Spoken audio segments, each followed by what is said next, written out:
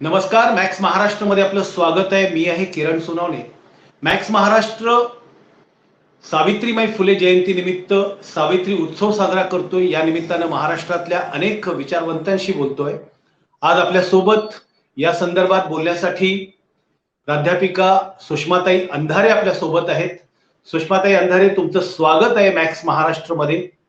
आणि सुषमाताई अंधारे, आपल्याशी एकूणच स्त्रीमुक्ती चळवळ आणि सावित्रीबाई नमस्कार, फुले सुषमा यांनी अंधारे. हा आपल्या सगळ्यांच्या सोबत मॅक्स महाराष्ट्राच्या सर्व दर्शकांना नवीन वर्षाच्या मनपूर्वक सदिच्छा. खर तर नवीन वर्ष आपल्याकडे येतं तेच मुळात महापुरुषांच्या मानवंदनेनं सुरुवात करू. 1 जानेवारीला भीमा कोरेगावला आम्ही सगळ्यांनी मानवंदना दिली आणि 3 जानेवारी ते 12 जानेवारी हा एकूणच स्त्री शक्ती सप्ताह सगळीकडे साजरा केला जातो. उद्या 3 जानेवारी अर्थात क्रांतीज्योती दिवस. खूप लोकांचे खूप काही प्रवाद दिसतात. आमच्याकडे 2 प्रवाह जे सातत्याने दिसतात. त्यातला एक प्रवाह सांगतोय, की विद्येची देवता माता सरस्वती असली पाहिजे. दुसरा प्रवाह सांगतोय, की ज्यांचे आम्हाला पुरावेच देता येत नाहीये, त्यांनी आम्हाला अ, आम्ही त्यांना विद्येची देवता मानावं का? वगैरे, वगैरे, वगैरे. मंडळी, माझ्यासाठी आजच्या चर्चेचा विषय मात्र वेगळा आहे. विद्येची देवता सरस्वती की सावित्री या वादात मी पडतच नाही. कारण ज्या गोष्टी मला फार ज्ञात नाहीयेत त्यावर मी बोलू नये. ज्या गोष्टी मी अनुभवते, ज्या गोष्टीची मला पूर्णतः खात्री आहे. कारण बुद्ध असं सांगतात, की कुणीतरी सांगतंय म्हणून ती गोष्ट मानायची नाहीये किंवा कुणीतरी तुम्हाला बोलतंय, कुठेतरी तुम्ही वाचलंय, कुठं कुणाकडून तरी तुम्ही ऐकलंय, कुणीतरी लिहून ठेवलंय किंवा कुठलीतरी परंपरा सांगत आली आहे म्हणून त्या गोष्टी सत्य आहेत असं न मानता तुम्ही अनुभवाच्या तुमच्या तर्काच्या आधारावर घासून-पुसून त्या गोष्टी घ्या. ज्याला प्रतिसमितपत्तीवाद म्हटलं गेलं, की कार्यकारण भाव. कार्यकारण भावामध्ये एखादी गोष्ट तुम्ही तुमची समजून घ्या, मानून घ्या आणि मग नंतर ती गोष्ट तुम्ही मान्य करा. माझ्यासाठी जेव्हा मी तर्काच्या आधारावर एखादी गोष्ट घासून-पुसून बघायची ठरवते, त्यावेळेला मला असं लक्षात येतं, की मी लिहू शकते, मी वाचू शकते, मी बोलू शकते, मी तार्किक विचार करू शकते. मी शास्त्रशुद्ध पद्धतीने माझा विचार मांडू शकते. त्याचं कारण मी सगळ्यात महत्वाची गोष्ट मी अक्षर ओळख करून घेतली आहे आणि मला अक्षर ओळख व्हावी म्हणून माझ्या, तुमच्या, आमच्या सगळ्यांच्या माऊलीने अतोनात कष्ट केलेत त्या क्रांतीज्योती सावित्रीबाई फुले. मला एवढं कृतार्थ का वाटतं? कारण जिथे रेड्यामुखी वेद गायल्यानंतर लोक प्रचंड गवगवा करतात. लोक सांगतात, की त्यांनी भिंत चालवली. त्यांनी भिंत चालवली असं म्हटलं, की लोक डोक्यावर घेऊन नाचायला लागतात. जर एक निर्जीव भिंत चालवल्यामुळे जर एक निर्जीव भिंत चालवल्यामुळे लोक असे डोक्यावर घेऊन नाचणार असतील, तर माझी आई, माझे वडील गेल्यापासून गेली 20 वर्ष कोरडवाहू शेतात कष्ट करून नुसती एक भिंत नाही, तर 4-4 भिंतीचं अख्खं घर चालवते. किती गवगवा झाला पाहिजे. एकीकडे जिथे शूद्रातिशूद्रांना लिहिण्या वाचण्याचा अधिकारही दिला जात नाही, तिथे जनावरांकडून वेद म्हणवून घेतले जातात. म्हणजे शूद्रांनी साधं लिखाण वाचन सुद्धा करायचं नाही. हां, पण जनावरांनी मात्र अगदी वेद, श्रुती, स्मृती, पुराण काय नाही त्या गोष्टी केल्या पाहिजेत. आम्ही त्या गोष्टी का मान्य करायच्या? आमच्या समोरचा सरळ साधा प्रश्न आहे, की आम्ही का मान्य कराव्यात त्या सगळ्या गोष्टी, की आम्ही जे अनुभवलेलंच नाहीये. आम्ही मा सावित्रींचा जन्म सांगू शकतो. मा सावित्रींची एकूण कारकीर्द सांगू शकतो. मा सावित्रींनी लिहिलेल्या कविता, रचलेले कवनं याही गोष्टी आम्ही सांगू शकतो, समजून घेऊ शकतो. मा सावित्रींनी जेव्हा स्त्री शिक्षणाची चळवळ पुण्यातनं सुरू केली, तेव्हा त्यांच्यासाठी त्यांचे मानसपिता म्हणून ओस्ताद क्रांतिगुरु लहुजी साळवे यांनी ज्या पद्धतीने त्यांना साथ दिली आणि अर्थातच यशस्वी स्त्रीमागे पुरुषही असलाच पाहिजे. या न्यायाने क्रांतीबा ज्योतिबा फुले मागे नाही, अगदी बरोबरीने खांद्याला खांदा लावून सावित्रीबाईंच्या सोबत असतात. हे आम्ही अनुभवलंय, हे आम्ही वाचलंय, हे आम्ही पाहिलंय, हे हे आम्ही जगत आलोय. आमच्या अवती-भोवतीचं अनुभव विश्व या सगळ्या गोष्टींनी समृद्ध आहे. त्यामुळे अर्थातच सावित्रीमाई आमच्यासाठी फार जवळच्या असतात. आता प्रश्न असा निर्माण होतो, की जर सावित्रीमाईंनी आम्हाला लिहायला, वाचायला, बोलायला, चालायला, नव्हे नव्हे धावायला शिकवलं, तर आम्ही ते आत्मसात केलंय का? आमच्यापर्यंत ते पोहोचलंय का? रुजलंय का? तर आजचं एकूण जर संघर्षाचं युग बघितलं, तर मग असं लक्षात येतं, की नाही, अजूनही बऱ्याच गोष्टी शिकायच्या राहिल्या आहेत. सावित्रीमाईंनी त्यांच्या परीने आम्हाला अक्षर ओळख करून दिली, लिहायला, वाचायला शिकवलं. स्त्रियांनी शिकलं पाहिजे हा पहिला क्रांतिकारक विचार त्यांनी पेरला. त्यांनी पेरलेल्या विचारांना आता नवे-नवे परिवर्तनाची बीजांकुरं आणि त्याची रोपं टरारून वर आली. पिकं घाट्या हुरड्यात आली. पिकं जेव्हा घाट्या हुरड्यात आली आणि टंच कणसं भरलेली आहेत, तेव्हा ही टंच भरलेली कणसं परिवर्तनाच्या राशीमध्ये परिवर्तित होतील का? हा खरा प्रश्न आहे. आणि मग जेव्हा आम्ही असा विचार करतो, की ती परिवर्तनाच्या राशीत परिवर्तित होत आहेत का? तेव्हा असं लक्षात येतं, की नाही. काहीतरी समीकरण बिघडायला लागले. जितक्या आम्ही सुशिक्षित दिसतोय, तितक्या आम्ही पुन्हा एकदा त्याच सगळ्या कर्मकांड आणि त्या सगळ्या मनोवादामध्ये अडकत चाललोय का? मग अगदी साध्या गोष्टी. म्हणजे बघा हां, महिला म्हणून जर आपण विचार केला तर, आम्ही अजूनही मुहूर्तामध्ये अडकलोय का? सावित्रीमाई आणि जिजाऊ यांच्या आधी जर इथे छत्रपती शिवरायांचा वारसा सांगितला जातोय. छत्रपती शिवरायांनी एकाही गड-किल्ल्याची वास्तुशांत केली नाही.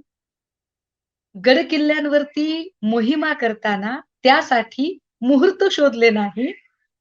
मग ही मुहूर्ताची संकल्पना आमच्याकडे कशी काय आली बरं? क्रांतीज्योती सावित्रीमाईंनी आमच्यासाठी शिक्षणाची दारं खुली करून देताना निश्चितच मुहूर्त वेळ बघितली नसेल, तरी सुद्धा मुहूर्ताचं फॅड आमच्यात कसं काही अजून येऊन रुजलंय? याचा अर्थ असा, की अजूनही आमच्याशीच संघर्ष चालू आहे. अजूनही आम्ही आमच्या प्रथा, परंपरा, रीती आणि त्या जुनाट कर्मठ चालीरीती यांचा जो संघर्ष आहे, तो अजूनही संपलेला नाहीये. अजूनही इतक्या साध्या-साध्या गोष्टी म्हणजे ज्या तर्काच्या आधारावर आम्ही घासून-पुसूनच घेत नाही. एकीकडे क्रांतीबा ज्योतिबा फुले गुलामगिरीसारखं पुस्तक लिहितात आणि प्रत्येक प्रश्नाचं उत्तर तर्काच्या आधारावर देत राहतात. हा अवतार असाच का आला? तो अवतार तसाच का आला? असा अवतार असू शकतो का? माणसाच्या पोटी माणूसच जन्माला आला पाहिजे. इतकं वैज्ञानिक आणि चपकल पद्धतीने क्रांतीबा पटवून देत राहतात. त्याच क्रांतीबांची सहचारिणी, जोडीदारीण म्हणून सावित्री तो विज्ञानवादी वसा आमच्यापर्यंत पोहोचवतात. पण आमच्यात विज्ञानवाद आलाय का? तेव्हा असं लक्षात येतं, की नाही, अजूनही आमच्यामध्ये विज्ञानवाद येण्याची गरज आहे. म्हणजे साधं-साधं गणित आहे, की आपण जेव्हा विचार करतो, की अरे, जेव्हा काय म्हणतात, अत्यंत मॉडर्न पद्धतीचं लग्न असतं. सगळं कसं मॉडर्न वातावरण असतं. पूर्वी तरी आधी नवरदेव येऊन बसायचा आणि मग नवरीला नंतर नवरीचे मामा नवरीला घेऊन या, नवरीचे मामा नवरीला घेऊन या, असं सांगितलं जायचं आणि मग नवरी यायची, लाजत मुरडत यायची. आता मात्र सगळा आधुनिक काळ आलेला आहे. लग्नाच्या आधीच दोघे जण हातात हात घालून त्या लग्न मंडपाकडे चालत येतात. सगळं कसं मॉडर्न, आधुनिक वातावरण असतं. आणि अशा सगळ्या आधुनिक वातावरणात मुलीची आई असणारी, जी अत्यंत आधुनिक दिसायला असते, जिची साडी, टिकली, पर्स, ब्लाउज एव्हरीथिंग मॅचिंग असतं. एवढं आधुनिक वातावरणातली ती मॅचिंग परिधान केलेली आई किंवा तिची बहीण किंवा आत्या किंवा मामी किंवा काकी किंवा मावशी हळूच येते आणि नवरीच्या कानात सांगत असते, "हाय, पाटावर गेले की पाय उजवा टाकायचं बरं का. हाय, पाय उजवा टाकायचं बरं का. पाय उजवा टाकला पाहिजे." मंडळी, तुम्ही विचार करा. मुलीने पाटावर पाय उजवा टाकला आणि सोयराच डावा निघाला. काय करता? उजवा पाय महत्वाचा का उजवा सोयरा महत्वाचा? आम्ही अजूनही कर्मकांडात अडकलोय. अजूनही आमच्या चालीरीतींशी असलेला तो जो संघर्ष आहे, तो संघर्ष अजूनही संपत नाहीये. कित्येक जण अजूनही एखादी व्यक्ती प्राय झाली, मग दुःखद घटना आहे. पण एखादी व्यक्ती गेल्यानंतर तिच्या पाठी असणारे जे सगळे विधी आहेत, हे विधी करण्यासाठी आघाडीवर त्या महिलाच असतात. 3रा करायचाय, 10वा करायचाय, 12वा करायचाय, 13वा करायचाय. खायला कोण येतं? त्यापेक्षा जी व्यक्ती आजारी आहे, वयस्क आहे, वृद्ध आहे आणि जी मृत्यूशी झुंज देत आहे, त्या काळात तिची काळजी घेणं, त्याला खाऊ-पिऊ घालणं, त्याचा उपचार करणं हे जास्त गरजेचं असेल ना. म्हणजे तुम्ही साधा-साधा विचार करा बरं का. म्हणजे जर बहिणी, माझ्या सगळ्या बहिणी जर हे लाईव्ह बघत असतील, तर त्यांच्या हे लक्षात आलं पाहिजे, की मेल्यापाठी आत्तापर्यंत कुणाचा तरी फोन आलाय का बरं तुम्हाला? असं कोणी म्हटलंय का? हॅलो, हॅलो, मी अमुक, अमुक, अमुक बोलतोय बरं का. नाही, नाही, तसा म्हणजे मी नरकातच जाणार होतो. आपले नेते मोठे ना, वशिला मोठा आहे. त्यामुळे आता कसा मी स्वर्गात आहे. इथे कसं एकदम भारी आहे सगळं. सगळं कसं आबादी आबाद आहे. रंभा टकल्यावर तेल थापते. उर्वशी पंख्याने वारा घालते. खाली नुसती हदवट्टी आणि देशी चोरती. इथे कसा प्यायला सोमरस मिळतो. आलाय कुणाचा फोन? जो मेला तो संपला, गेला. माणसं जिवंत असताना त्यांचा सन्मान करणं, त्यांना साथ देणं हे जास्त गरजेचं, ना की मेल्यावरचे ते सगळी कर्मकांड करत राहणं. या कर्मकांडातनं बाहेर काढण्याची सुरुवात करावी लागेल सावित्रीच्या लेकी म्हणून तुम्ही आम्ही. कारण जसं म्हणतात ना, की एक पुरुष शिकला, तर एक व्यक्ती शिकेल. पण एक स्त्री शिकली, तर एक अख्खं घर शिकतं. अगदी त्याच न्यायाने जेव्हा एक स्त्री विज्ञानवादी व्हायचं ठरवते, तेव्हा निश्चितपणे ते संपूर्ण कुटुंब विज्ञानवादाच्या दिशेने वाटचाल करत राहते. ती विज्ञानाची वाटचाल कास धरून जेव्हा आम्हाला पुढे जायचं म्हटलं ना, पण आमची अडचण काय होते माहितीये का? क्रांतिकारक नेहमी जन्माला यावा, पण तो शेजारच्याच्या घरात. आपल्याकडे नाही. आपल्याकडे कसं सगळं म्हणजे त्यात त्या सोपस्कारात नसलं पाहिजे. मला फार गंमत वाटते, की एकीकडे बघा उद्या आपण सावित्रीबाईंचा जन्मोत्सव आपल्याला साजरा करायचा आहे. सावित्रीबाईंचा जन्मोत्सव साजरा करण्यासाठी सावित्रीबाईंच्या लेकी म्हणवणाऱ्या आम्ही, आम्ही खरंच सावित्रीच्या लेकी म्हणून त्या योग्यतेच्या झालेलो आहोत का बरं? ती योग्यता आमच्या अंगी आली आहे का? म्हणजे साधं-साधं बरं का. म्हणजे मी खूप साऱ्या ग्रामीण भागांमध्ये जाते आणि सहज म्हणून असं विचारत असते बायकांना, "नाव काय ठेवले बाई? पोरीचं नाव काय ठेवलंय?" तर बायका नाव ठेवतात. "हिचं नाव ना वैभवी ठेवलंय." वैभवी? हां, ते वैभव लक्ष्मीचे उपवास करत होते ना, वैभवी नाव ठेवलंय. नाव काय ठेवलंय? तर म्हणे संतोषी ठेवलंय. संतोषी? हां, ते बस होता. संतोषी नाव ठेवलंय. नाव काय ठेवलंय? तो काय म्हणते चैतन्य नाव ठेवलंय. आता मला कळत नाही, की अमक्याच्या नवसाचा चैतन्य, तमक्याच्या नवसाची वैभवी, याच्या नवसाचं काय, याच्या त्याच्या नवसाचं काय? अरे पर्टिक्युलरली जो विज्ञानवादी विचार आहे, म्हणजे आम्ही असं म्हणतो, की ग्रामीण भागात समजावताना मी असं कित्येकदा माझ्या बोलण्यातनं येतं, की याच्या नवसाचं काय, हा जन्मला, त्याच्या नवसाचा तो जन्मला, मग हे उपास केले म्हणून मग याचं नाव वैभव, ते केलं म्हणून त्याचं नाव चैतन्य, अमुक केलं म्हणून याचं नाव संतोष. नवऱ्याच्या नवसाचं एकंदर आहे का नाही? सोचने वाली बात है ना? सावित्री माईंच्या लेकी या कर्मवादी असल्या पाहिजेत, त्या दैववादी नाही. आमचा लढा जर असेल ना कोणाशी, तर तो सगळ्यात पहिला लढा हा इथल्या जुनाट प्रथा परंपराशी. आमचा लढा जर असेल, तर तो आहे इथल्या प्रारब्धवादाचा खेळ मांडून आम्हाला जाणीवपूर्वक एका सोनेरी पिंजऱ्यात अडकवू पाहणाऱ्या त्या तमाम धर्ममार्तंडांशी. आम्हाला जर खऱ्या अर्थानं उभं राहायचंय आणि सावित्रीच्या लेकी म्हणून, माय मावल्या हो, हे आपल्या लक्षातच येत नाहीये का, की फक्त आणि फक्त तुम्ही दिसताना किती आधुनिक दिसता, यापेक्षा तुम्ही विचार करताना किती आधुनिक विचार करता, हे जास्त गरजेचे असते. मला जर माझ्या लेकीला घडवायचे असेल, तर गरज असेल, मी महापुरुषांचा विचार तिच्यामध्ये रुजवण्याची. पण तो महापुरुषांचा विचार रुजवण्याची तेव्हा आणि तेव्हाच सुरुवात होऊ शकते, जेव्हा मी स्वतः त्या विचारांनी ओतप्रोत असेल. क्रांतीमाईंचा जन्मोत्सव साजरा करणाऱ्या त्या प्रत्येक माऊलीला हा पहिला दंडक स्वतःला घालूनच घ्यावा लागेल, की आम्ही आम्ही आमच्या कर्तृत्वावर, आम्ही आमच्या मनगट बळावर, हाताच्या रेषांवर नव्हे, ह्या रेषांवर नव्हे, तर हाताच्यातल्या आमच्या स्वतःच्या कर्तृत्वावर, आमच्या ताकदीवर आम्ही विश्वास ठेवू. सावित्रीच्या लेकी म्हणून उभं राहायचं असेल, तर आम्हाला अजून एक गोष्ट लक्षात ठेवावी लागेल, की जसा भातृभाव हा शब्द फार वापरला जातो, अगदी त्याच न्यायानं भगिनी भाव हा शब्द आम्हाला रूढ करावा लागेल. हा भगिनी भाव शब्द रूढ करणं फार गरजेचं आहे. कारण सुरुवात आमच्यापासूनच होते ना. आम्ही भगिनीभाव शब्द आमच्यात रूढ होत नाही, म्हणून मग आम्हाला कोणीतरी शहाणपण शिकवत राहतं, की पहा, स्त्री आणि स्त्रियाची शत्रू आहे. या सगळ्या वेगवेगळ्या प्रकारच्या ज्या वाहिन्या आहेत आणि वाहिन्यांमधून येणारी जी स्त्रियांची चित्रणं आहेत, जी प्रचंड शोषित स्त्रिया आहेत, शोषकांची धनी आहे आणि तरी सुद्धा त्या सगळ्या गौरवी परंपरांना ती कुरवाळण्यामध्ये धन्यता मानणारी स्त्री आहे. ह्या सगळी जाणीवपूर्वक पुन्हा-पुन्हा म्हणजे जर तुमच्या लक्षात येत असेल ना, की 2 ते 3 वर्ष कोरोनाच्या काळामध्ये सगळं बंद होतं. अगदी धार्मिक स्थळं सुद्धा बंद होती. आणि जसंही सगळं बंद होतं, तसं इथल्या स्त्रियांना पुन्हा एकदा त्याच गोष्टींकडे ओढून नेण्यासाठी जाणीवपूर्वक असा काही मारा केला गेला, इतकं काही हॅमर केलं गेलं, की आज कुठलंही टीव्ही चॅनल काढलं, की त्यावर अशा 2-3 मालिका आम्हाला बघायलाच मिळतात. आणि त्या सगळ्या मालिका सतत आपल्याला म्हणजे एका माणसाने एकदा जर सांगितलं ना, की ही गोष्ट खोटी आहे. आपण थोडा विचार करू. दुसऱ्यांदा सांगितलं खोटी आहे. आपण अजून थोडा विचार करू. पण जेव्हा 10-12 वेळा एखादे लोक सांगतात ना, तेव्हा मग आपल्याला पटत जातं, की हां, हे असंच असेल.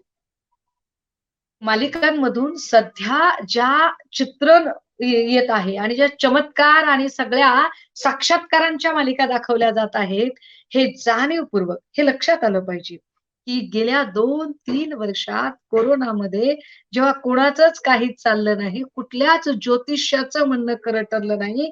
एकही ज्योतिषी सांगू शकला नाही, की कोरोना एक्झॅक्ट कधी संपेल. एकही ज्योतिषी सांगू शकला नाही, की त्याचं नेमकं औषध काय असेल. एकही महाराज सांगू शकला नाही, की या मंत्राने, या यज्ञाने, या पूजेने, या श्लोकाने हा संपून जाऊ शकेल. सगळीच निरुत्तर माणसं झाली. तेव्हा माणसांचा विश्वास आता त्या सगळ्या व्यवस्थेवरचा, त्या पारलौकिक व्यवस्थेवरचा विश्वास डळमळीत होतोय की काय? असं जेव्हा इथल्या धर्ममार्तंडांना वाटायला लागलं, तेव्हा पुन्हा त्यांनी डोकं वर काढलं आणि पुन्हा या सगळ्या वाहिन्यांमधून, मालिकांमधून पुन्हा इथल्या महिलांना हिप्नोइट करण्याचा कार्यक्रम सुरू झाला. सावित्रीच्या लेकींचा संघर्ष हा फार अ, मोठा तर आहेच आहे. पण तो संघर्ष सोडवत असताना याही बाबींचा विचार करावा लागेल, की या इडियट बॉक्सवर आम्ही किती अवलंबून राहणार आहोत? किती या गोष्टी मान्य करणार आहोत? सावित्रीच्या लेकींचं दरवेळेला जेव्हा आम्ही प्रश्न मांडतो, त्यावेळेला आम्ही याच्यातच बोलत राहायचं का? आम्ही यावरच अडकून राहायचं का?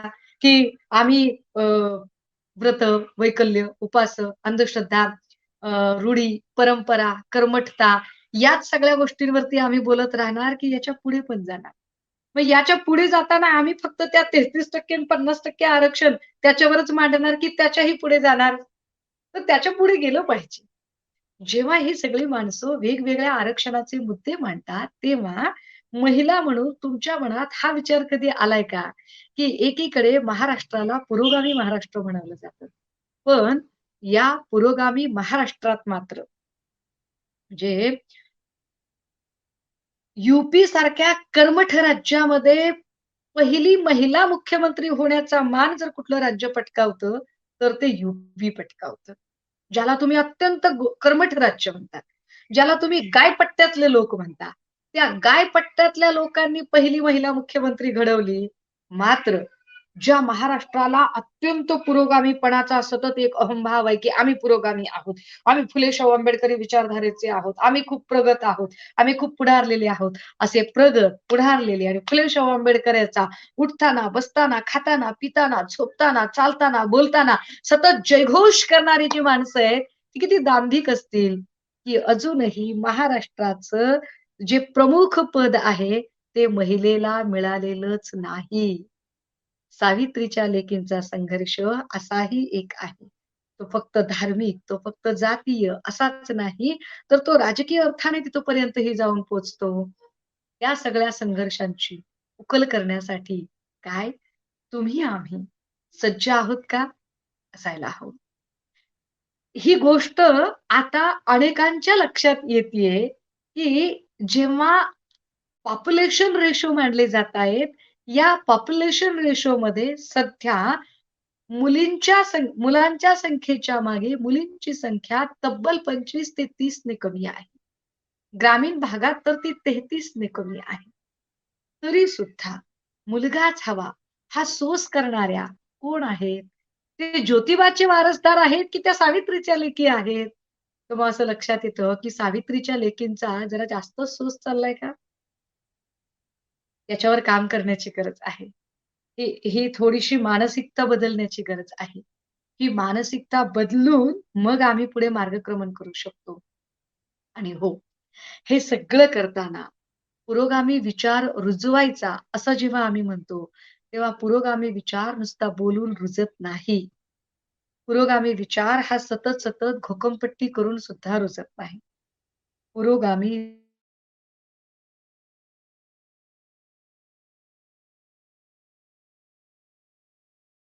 चा हा विचार गरज आहे ती सगळ्यात महत्वाची. आम्ही सगळ्या सावित्रीच्या लेकी वारंवार एकत्रित येतोय का? आमचं जास्त गरजेचं आहे. मला असं वाटतं, की आजच्या दिवशी या निमित्ताने तसे अनेक लोक बोलत राहतील. मॅक्स महाराष्ट्रावर मी बऱ्याच दिवसानंतर बोलायला आली आहे आणि तुमच्या सगळ्यांशी बोलताना छान वाटतंय. परंतु काही वेळेची बंधनं मला पाळायला लागतील. त्यामुळे तुर्तास थांबते, रजा घेते. जय ज्योती, जय भीम, जय शाहू, जय जिजाऊ. धन्यवाद. या होत्या प्राध्यापिका सुषमाताई अंधारे, ज्यांनी सावित्रीबाई फुलेच्या निमित्तानं वर्तमान परिस्थितीचा आढावा घेतला आणि एकूणच महिलांनी सावित्रीबाईंचं नाव घेत असताना, त्यांचा वारसा चालत असताना आपण कुठल्या प्रकारचे कुठल्या मार्गाने गेलं पाहिजे. ज्यावेळेस आपण पुरोगामी म्हणतो, ज्यावेळेस आपण आधुनिक पेहराव करतो, आधुनिक विचारांचे स्वतःला बिरुद लावतो, त्यावेळेस आपण खरोखर आधुनिक आहोत का? की आपल्याला कुठेतरी गोलमटोल केलं जातंय, आपल्याला कुठेतरी संस्कारित करून आपल्या मेंदूला कंडिशनिंग केलं जातंय. या नेमक्या वर्मावरती प्राध्यापिका सुषमाताई अंधारे यांनी बोट ठेवलं. ताई, तुम्ही मॅक्स महाराष्ट्राच्या सोबत संवाद साधला आणि आपले विचार मांडले, त्याबद्दल मॅक्स महाराष्ट्र आपला आभारी आहे. धन्यवाद.